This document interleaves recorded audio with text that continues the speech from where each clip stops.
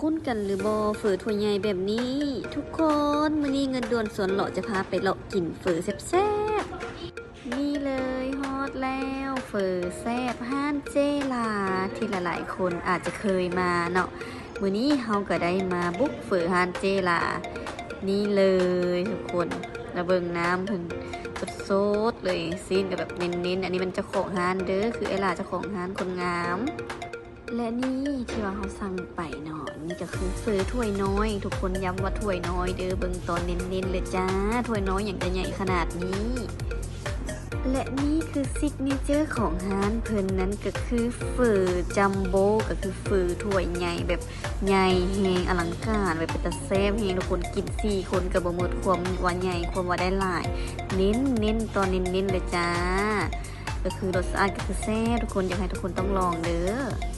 และสุดท้ายนี้สีเงินด่วนนี้ข้าวดีมาแนะนำไปฟังกันเลยข่าวดีสีเงินด่วนสามารถสมัครสินเชื่อทางออนไลน์ได้แล้วเพียงแต่สแกน QR Code ก็สามารถกู้เงินได้แล้วถ้าท่านใดสนใจอยากจำนำหรือว่าจำนำทะเบียนรถง่ายหรือใบตาดินสามารถสอบถามพวกเขาได้ที่เพจ Facebook ได้เด้อ